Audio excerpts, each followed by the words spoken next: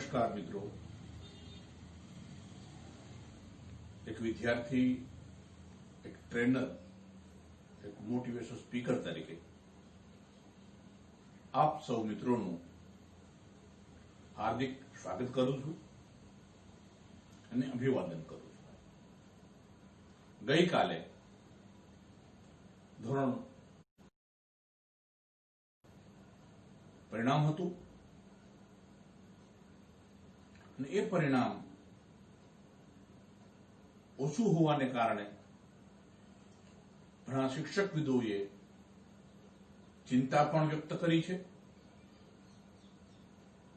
મારો જે આજનો વિષય છે કે ગુણ કરતા સદગુણો શ્રેષ્ઠ છે। મિત્રો, મેરિટનું જીવનમાં ચોક્કસ મહત્વ છે, પણ મેરિટ સાથે જ્યારે કેરેક્ટર, મેરિટ સાથે જ્યારે મોરાલિટી, મેરિટ સાથે એથિક્સ જોડાય છે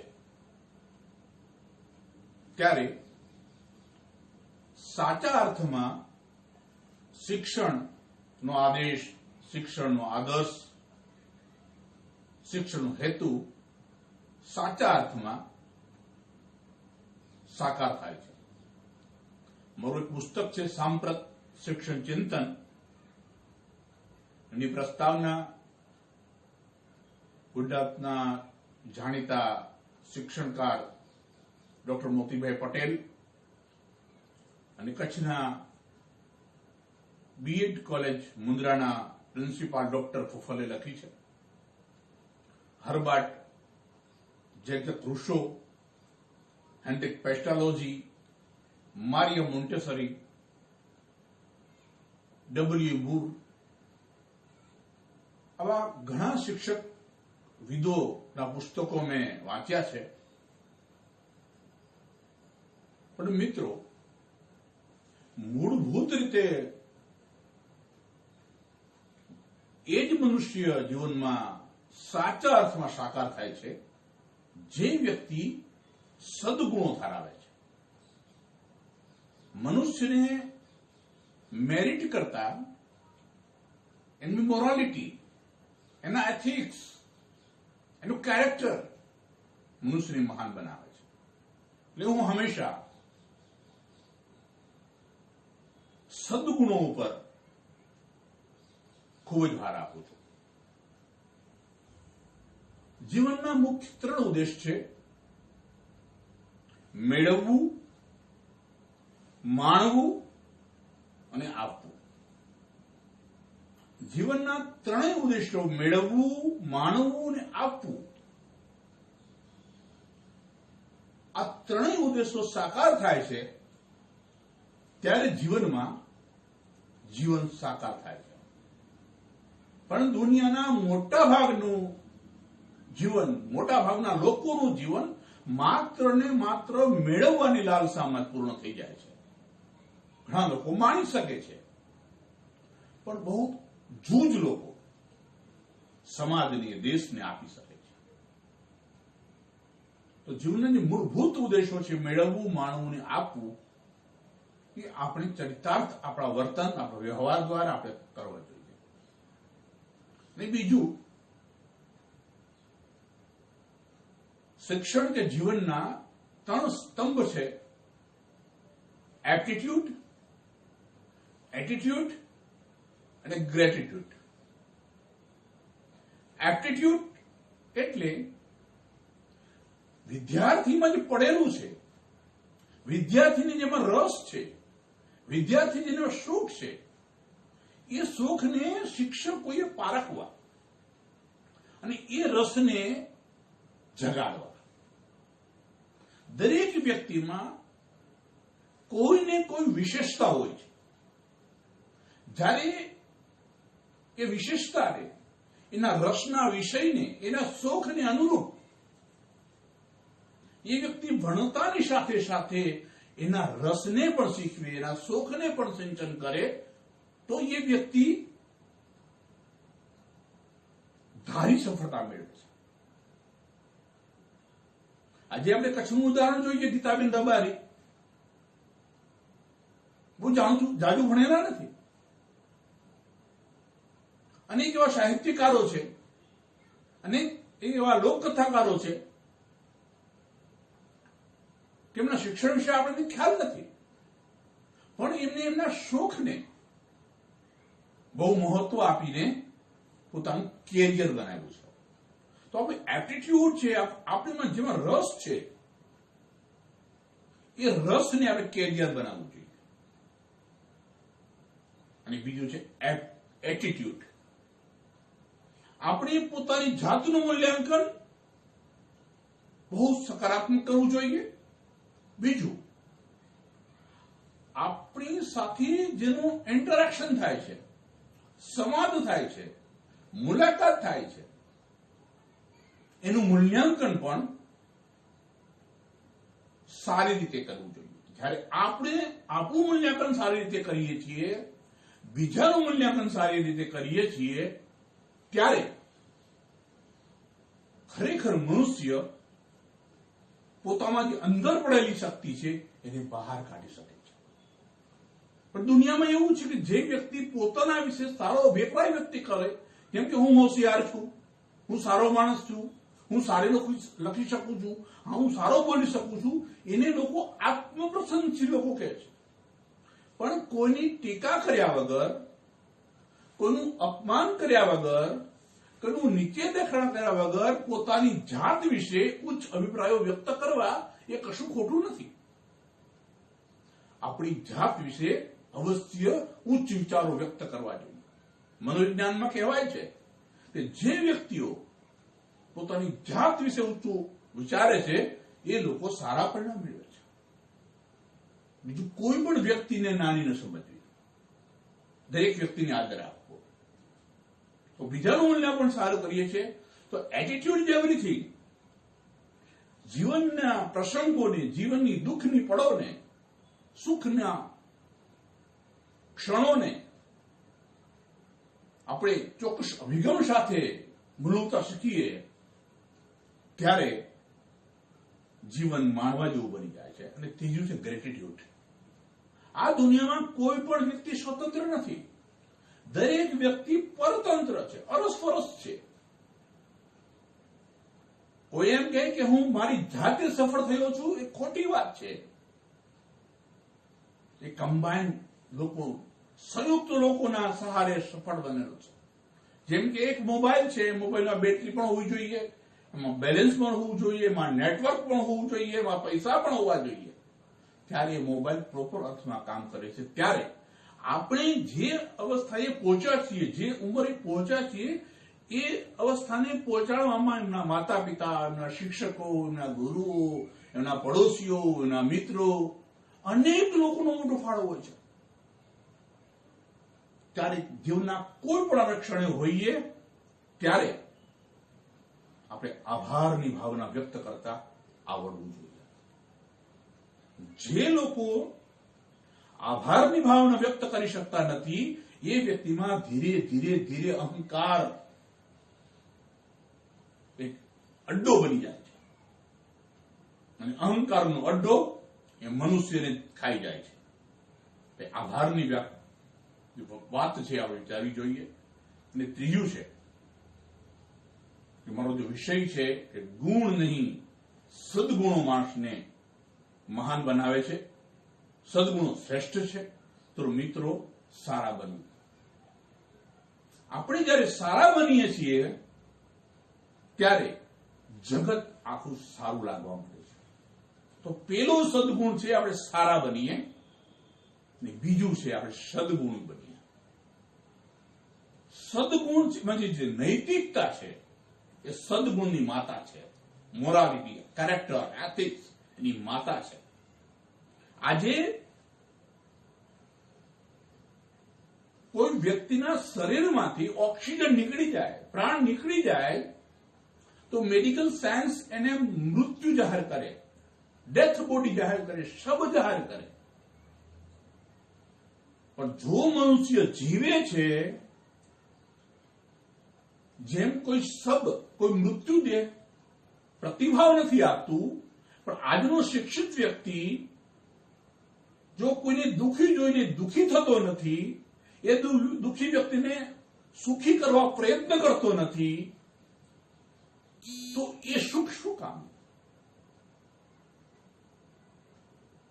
ત્યારે નૈતિકતા જીવનમાં આવે છે. નૈતિકતા એ સદગુણોની જનની છે. અને જયારે મનુષ્યની અંદર નૈતિકતા મરી જાય છે, ત્યારે મનુષ્ય જીવનમાં માનવતા પણ મરી જાય છે, મનુષ્યમાં માણસાઈ પણ મરી જાય છે. અને શિક્ષણનો જો મુખ્ય ધ્યેય હોય તો માણસને માણસ બનાવવાનો છે, માણસમાં માણસાઈનું સિંચન કરવાનું છે, માણસમાં માનવતાનું સિંચન કરવાનું છે. આ શિક્ષણનું ધ્યેય છે. બીજો છે સમજદાર બનવું જોઈએ. જ્યારે આપણે સમજદાર બનીએ છીએ ત્યારે ઘણા લોકો આપણને પાગલ કહેશે, ઘણા લોકો આપણને એમ કહેશે કે આઉટ ઓફ ડેટ છે, પણ આપણે આપણું કામ જારી રાખવું જોઈએ. અને બીજું, આપણે જવાબદાર વ્યક્તિ બનવું જોઈએ. આપણો સમાજ, આપણો દેશ, આપણો પરિવાર આપણી પાસે અપેક્ષા રાખી રહ્યો છે, આપણે જવાબદાર બનવું જોઈએ. ને આપણામાં સૌથી મોટી વાત છે, આપણામાં એક દેશ પ્રેમની ભાવના હોવું જોઈએ, રાષ્ટ્ર પ્રેમની ભાવના હોવી જોઈએ. અને રાષ્ટ્ર પ્રેમની ભાવના માત્ર વાતોમાં નહીં, માત્ર ભાષણોમાં નહીં, આપણા ચારિત્ર્યમાં હોવી જોઈએ, આપણી નૈતિકતામાં હોવી જોઈએ. રાષ્ટ્ર ભાવના કેટલી પ્રબળ શક્તિ છે એનું ઉદાહરણ તમને કહેવા માંગુ છું. ગુજરાતી સાહિત્યના સાહિત્યકાર કાકા સાહેબ કાલેલકર જાપાનમાં ગયા. જાપાનમાં એક છોકરો જૂના પુસ્તક વેચતો હતો. કાકા સાહેબ કાલેલકર ત્યાં જાય છે અને બે પુસ્તકો પસંદ કરે છે કે મને અડધી ગમે તે આપો. જાપાનનો એક નાનો છોકરો જોવે છે કે એ પુસ્તક ખરીદનાર એક ભારતીય છે, તો એમને કહે, સર આપ થોડી ઉભા રહો, હું હમણાં જ આવું છું. અને છોકરો રસ્તો ક્રોસ કરીને નવા પુસ્તકોની દુકાને જાય છે અને નવા પુસ્તકો લઈને કાકા સાહેબને આપે છે. કાકા સાહેબ કહે છે, બેટા મારે તો જૂના પુસ્તક અડધી કિંમતે જોઈતા હતા, તું શા માટે નવા પુસ્તકો લાવ્યો? ત્યારે એ જાપાનનો યુવાન છોકરો એમ કહે છે, સાહેબ આ નવા પુસ્તકો હું તમને અડધી કિંમતે આપું છું.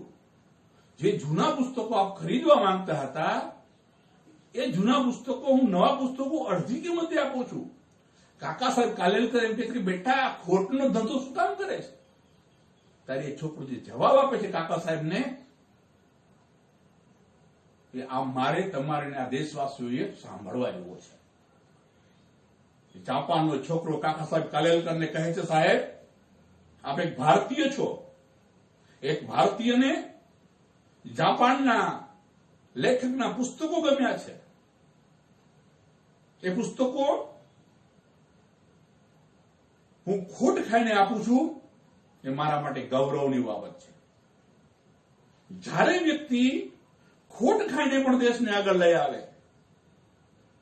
જ્યારે વ્યક્તિ પોતાનું બધું ખોઈને દેશ માટે જજુને, એક સૈનિક પોતાની જાનની બાજી લગાવી દે ને પોતાનો રાષ્ટ્રધ્વજ ઊંચો રાખે. આ રાષ્ટ્રપ્રેમ જયારે હકીકતમાં આવશે, વાસ્તવિક જીવનમાં આવશે, માત્ર રાષ્ટ્રવાદની ભાષણો કરવાથી સમાજ જીવનનું પરિવર્તન નથી આવતું. જયારે જીવનમાં નૈતિકતાનું પાલન કરીએ છીએ ત્યારે હર પડે પર પડકારનો સામનો કરવો પડે છે. નૈતિક જીવન બહુ અઘરું જીવન છે, પ્રામાણિક જીવન બહુ અઘરું જીવન છે. એટલે જ આપણા ભારતના બંધારણનો સૂચિતાર્થ છે, સત્યમેવ જયતે. એટલે આપણે સમજદાર અને જવાબદાર બનવું જોઈએ. મિત્રો, જે વિદ્યાર્થીઓ આજે ગઈકાલે એસએસના રિઝલ્ટમાં પાસ થયા છે એ સૌનું અભિનંદન આપું છું. અને જે વિદ્યાર્થીઓ પરીક્ષામાં સારા ગુણ નથી લઈ આવ્યા અથવા એ નાપાસ થયા છે, તો એમને કોઈ અફસોસ કરવાની જરૂર નથી, જાગવાની જરૂર છે. Albert Einstein, Abdul Kalam doctor Abdul Kalam, Booker T Washington, doctor Baba Saheb Ambedkar, આ બધા સામાન્ય પરિવારમાં હતા અને સામાન્ય વિદ્યાર્થી હતા. મિત્રો, તમને આશ્ચર્ય થશે, ગાંધીજી તો બીજા ધોરણમાં ફેલ થઈ ગયા હતા. જીવનના પરીક્ષાના માર્ક સાથે જીવનને કોઈ લેવા દેવા નથી. આજે કોઈ પણ તમે રાજનેતાને પૂછો કે શું તમે મેરિટમાં આવ્યા હતા? આજે કોઈ દેશના ટોચના ઉદ્યોગપતિને પૂછો કે શું તમે મેરિટમાં આવ્યા હતા? રજનીશ ઓસો તો એમ કહે છે કે યુનિવર્સિટી જેને ગોલ્ડ મેડલ આપે છે, જીવન અને કાચું મેડલ પણ આપતું નથી. જ્યારે જીવનમાં નૈતિકતા આવે છે, જ્યારે જીવનમાં એથિક્સ આવે છે, જ્યારે જીવનનો સાચા અર્થમાં રાષ્ટ્રવાદ આવે છે, હકીકતમાં શિક્ષણ તો ચારિત્રનો વિકાસ કરવો એ શિક્ષણ છે, બુદ્ધિનો વિકાસ કરવો શિક્ષણ છે, સદગુણનો વિકાસ કરવો શિક્ષણ છે. માટે વિદ્યાર્થીઓ, આપણા જીવનમાં સદગુણોનો વિકાસ થાય એ માટે આપણે કામ કરવું જોઈએ. આપણે ઘર બનાવીએ છીએ તે સારામાં સારું સિમેન્ટ વાપરીએ છીએ, સારામાં વાપરીએ છીએ, સારામાં સારું પાણી વાપરીએ છીએ.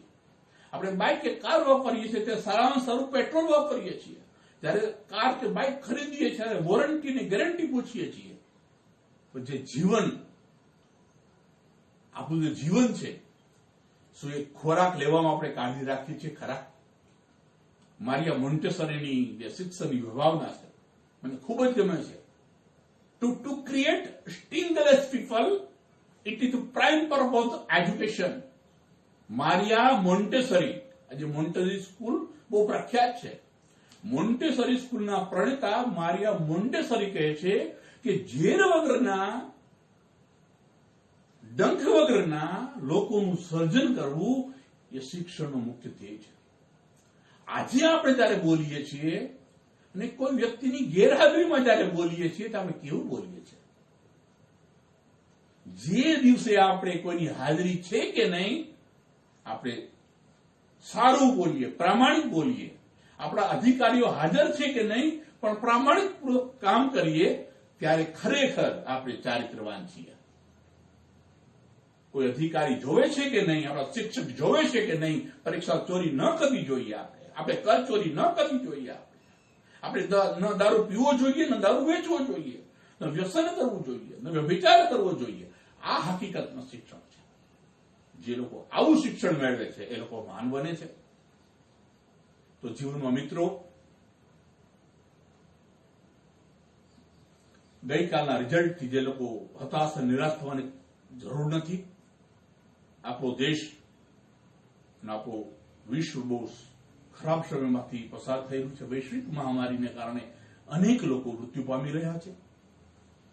ત્યારે આપણે આપણી માનવતાને, આપણી માણસાઈને દીપાવવાની જરૂર છે. આપણાથી જે શક્ય થઈ શકે આપણા પરિવારને આપીએ, આપણા સમાજને આપીએ, આપણા દેશને આપીએ. અરે કદાચ ન આપી શકીએ તો પ્રેમ અને હૂંફ આપીએ. આપવાથી મિત્રો મહાન બનાય છે, આપવાથી સમૃદ્ધ બનાય છે. આપવાનો સિદ્ધાંત આપણે લાગુ કરીએ. આપણે જીવનમાં યુવાનો, વિદ્યાર્થીઓ, સૌ લોકો દેશ માટે, સમાજ માટે કામ કરીએ. વ્યર્થના સાથે હું વિરમું છું. મારી વાત આપણને યોગ્ય જણાતી હોય તો મારી YouTube channel doctor Somaiya subscribe કરજો.